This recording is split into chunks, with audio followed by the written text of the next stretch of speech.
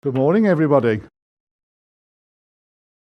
Now, I'm going to ask a question, and I don't know whether anybody's going to remember, but last time I spoke was Remembrance Sunday, and I asked two questions, two unusual questions, and I wonder if anybody remembers what they were.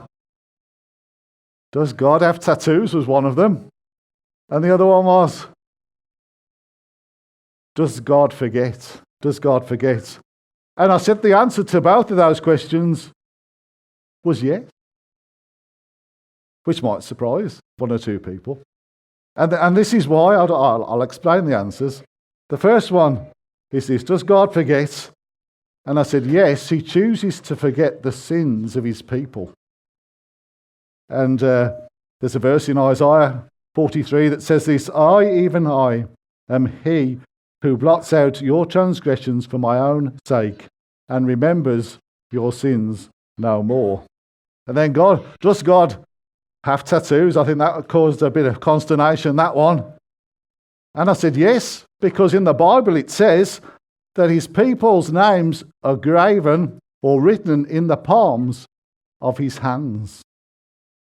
And the reason it says that is there's again a verse in Isaiah where the people of God says to God, "You've forgotten all about us." They were in trouble, and they complained to God saying that he'd forgotten all about them. And God responded in Isaiah 49 and said this: "Can a mother forget the baby at her breast and have no compassion on the child she has borne?" Then it says this: "Though she may forget, I have not forgotten you. See, I have engraved you in the palms of my hands." If we are God's people, the promise is that our names are written on the palms of the hands of God. He will not forget us. And the reason I come back to those questions is because the proof of that is Christmas. The proof of both of those statements is Christmas, because that's why Jesus came, isn't it? God's gift of his Son at Christmas is the proof of those two statements. It shows that he hasn't forgotten us. He remembers us in our exile. He remembers us in our separation from him. Because he remembers us, he sent his Son to save us at Christmas time.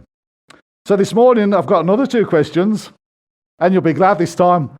They're simple questions, and you'll probably know the answers to them straight away. I thought, I don't want to tax you on Christmas Day. I know you might have got up early to open your presents and all of that sort of thing. But we slept in this morning. It was really nice. But I know if you've got children, you probably didn't have that opportunity. It doesn't always work that way, does it? But our children are a bit old now, so they're sleeping. They're sleeping longer than we do, so we're fine these days, aren't we? But the first question is this: where is he? And the second question is, who is he? There you go. Nice, simple questions for a Christmas morning. Where is he and who is he? And the first question comes from the visit of the wise men, or the Magi, to Jerusalem. And they come to see Herod and everybody in the palace, don't they, as we well know. And they asked, "Where is he who is born King of the Jews? Where is he?" And of course, they're in the wrong place, aren't they? So they can't find him there. So it says in Matthew's Gospel, after Jesus was born in Bethlehem in Judea during the time of King Herod, Magi, or wise men, whatever title you want to give them, from the east came to Jerusalem and asked this: "Where is he who has been born King of the Jews? We saw his star when it rose and have come to worship him." And then it says this about Herod. It says, King Herod heard all of this and was disturbed.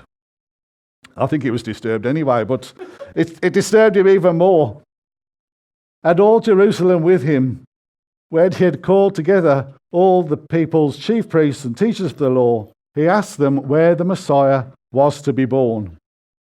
And surprisingly enough, they came back with an answer. which, this surprises me, because if they could come back with an answer, why didn't they know in the first place? It says this, in Bethlehem in Judea. Perhaps they had to go searching and it took them a long, long time, but the impression is that they just went away and back came the answer. In Bethlehem in Judea, they replied, for this is what the prophet has written.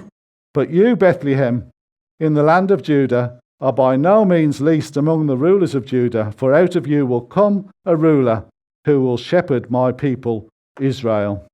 And Herod called the Magi secretly and found out from them the exact time the star had appeared. He sent them to Bethlehem and said, go and search carefully for the child. As soon as you find him, report to me, that I too may go and worship him. And I was thinking, how did the wise men end up in Jerusalem? They were following the star, weren't they? The star was leading them to Jesus. And I suppose Jerusalem would have been the expected place where they might find the one-born King of the Jews. When you think about who this baby was, surely that would be the place they would expect to find him. Because of who he is, surely we would have expected to have found him in the most wonderful of places.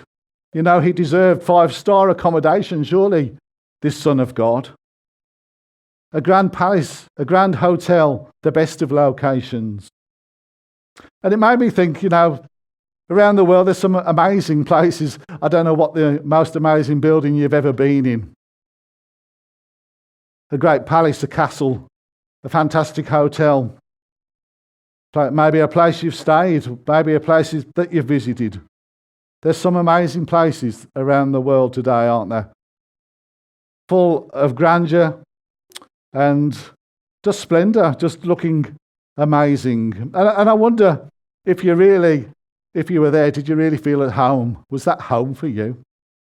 And I suspect probably not, because of who we are. We're sort of normal people and we don't sort of frequent those fantastic places, do we? But Jesus would have deserved to have been there. Whatever place you could think of, no matter how great and how grand, Jesus would have deserved to be there. Because, whatever place you thought of, it would just be a shadow of what he left in heaven to come down to this earth. And yet, it's not where we find him, is it? It's not where we find him.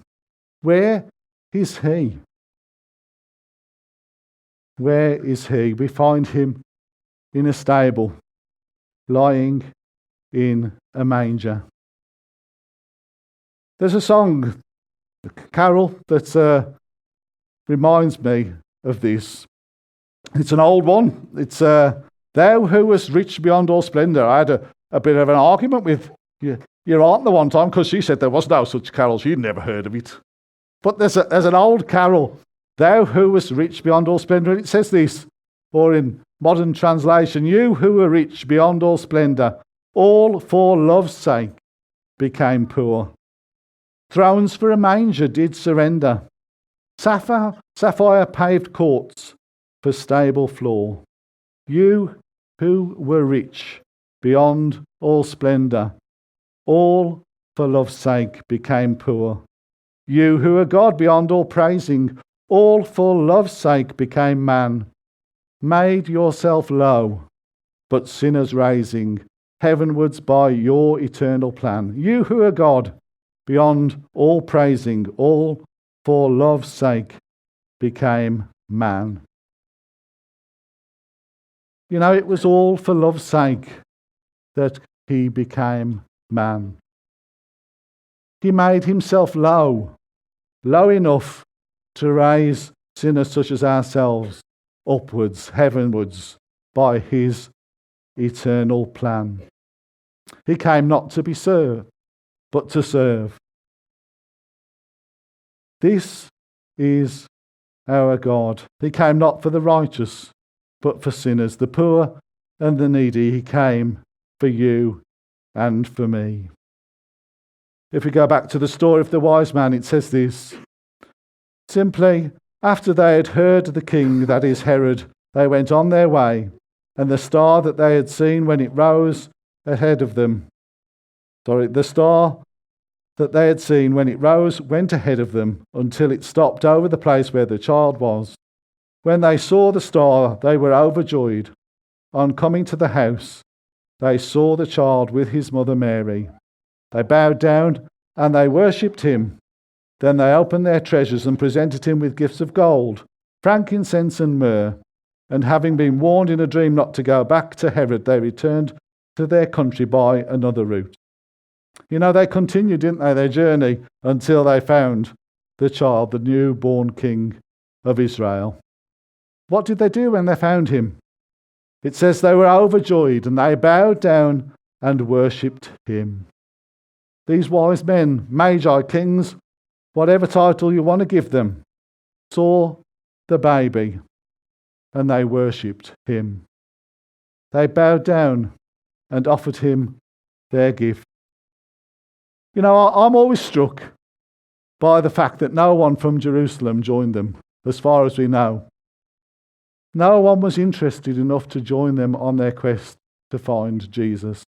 You know, often when you watch these things on the telly, people go on a quest, don't they? They start out with a little band and they pick up people along the way until in the end there's some big group that's able to handle all the difficulties along the way until they reach their goal. But it doesn't seem to be the case here with the wise men.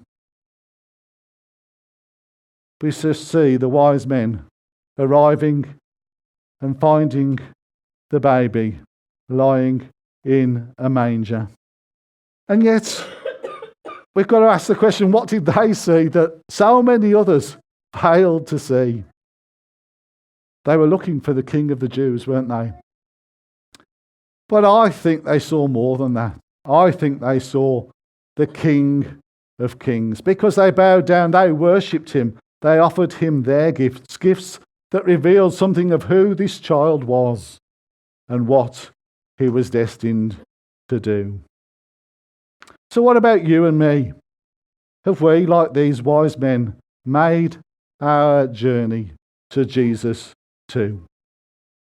Have we found him? Have we bowed the knee?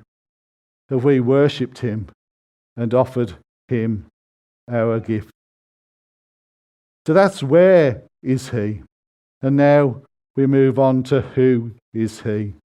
And for this, it reminded me of another carol. Who is he in yonder stall, at whose feet the shepherds fall? Or newer versions say, who is he born in the stall, the stable, the manger? Who is he? And I ask this question because the setting doesn't match who Jesus is, does it? The setting doesn't match. The surroundings, the scenery, the place. The child in a manger. As we said, surely he deserves something far, far grander. It reminded me that later on in Jesus' ministry, he asks a very, very similar question. He says this to his disciples in Matthew and chapter 16. He says, who do men say that I am? Who do men say that I am? And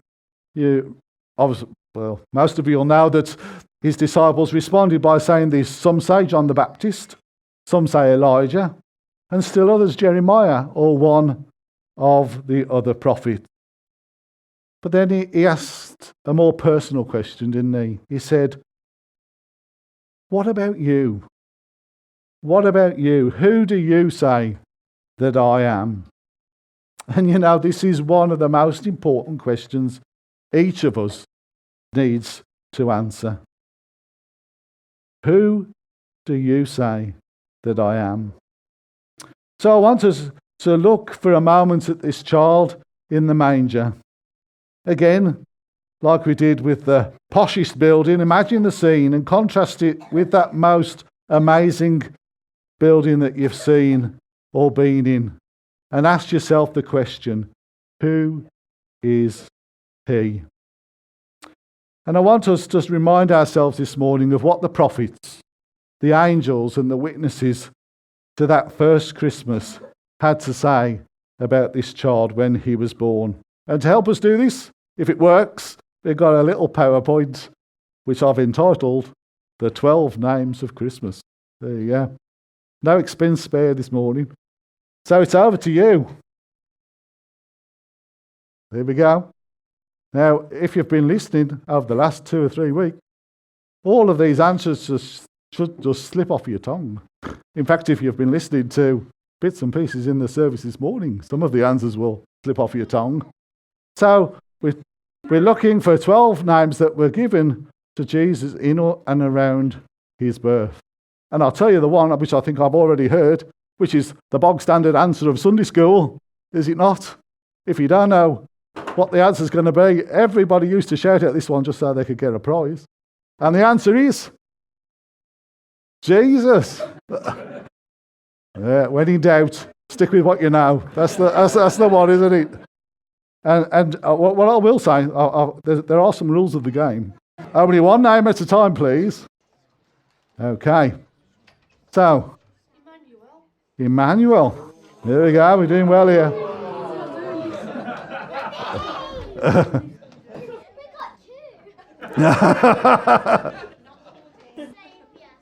Saviour. James at the back. Well, in the middle. King of Kings. It's not Obolis. Oh. I'll let you have another think. Well, we'll go to the back. I'm not saying it's not right, but it's not Obolis.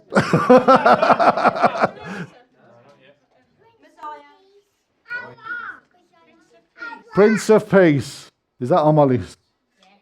Yes, number 3. Oh yes, you can see, can't you?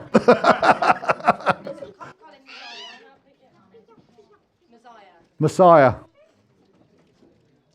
I think that's number 7. Messiah. Oh, we're doing well now. Son of God. Yes. Think of Isaiah and the prophecy, and I think you'll find that Carol mentioned this several times last week. You did. Wonderful Counselor, yes.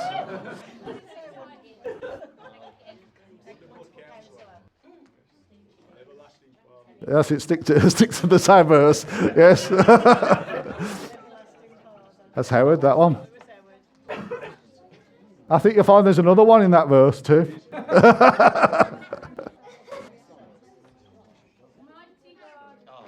Well done. Amy at the back.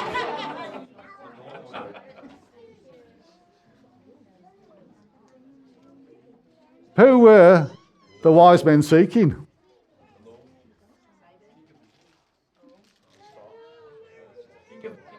King of the Jews. That's Simon. I'm trying to find what we've got left.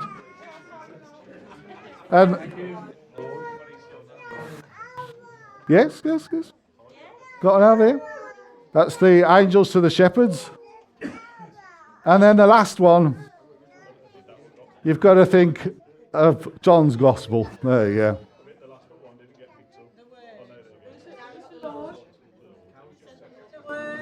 The Word. There you go. So think about that just for a moment. All of those names and titles given to this baby born in a stable, lying in a manger. It's amazing to think of all of those names, isn't it? I'll go back to the carol. Who is he born in the stall? At whose feet the shepherds fall. You know, this carol takes us all the way through the life of Jesus. And it shows us how Jesus became the man whose life and actions fulfilled all of those titles, those names. It says this, who is he born in the stall, at whose feet the shepherds fall? Who is he in deep distress, fasting in the wilderness. It is the Lord, our wondrous story. It is the Lord, the King of glory. At his feet we humbly fall. Crown him, Lord of all. Who is he? The people bless, for his words of gentleness. Who is he to whom they bring all the sick and sorrowing? Who is he that stands and weeps at the grave where Lazarus sleeps? Who is he the gathering throng greet with loud triumphant song? Lo, at midnight, who is he? Prays in dark Gethsemane. Who is he upon the tree? Dies in grief and agony. Who is he that from the grave comes to heal and help and save? Who is he that from his throne rules through all the world alone? It is the Lord, our wondrous story. It is the Lord, the King of glory. At his feet we humbly fall. Crown him, Lord of all. So just to finish this morning, I'd like us to ask that question to ourselves. Who is he to you? Who is he to you? Have we found him? Oh, it's disappeared. Have we found him to be all of those things? And have we discovered him for ourselves? Just want us to look at just one verse. It says when the shepherds came to Joseph and Mary in the stable, they told Mary and Joseph all that the angels had told them. And it says this about Mary. It says this: Mary treasured up all of these things and pondered them in her heart. Treasured these things up and pondered them in her heart. And you know, there's so much that else is going to go on today. And it's great, isn't it, that we can celebrate Christmas. But take some time to think about these things and ponder them in your heart today. Thanks for listening. Thank you.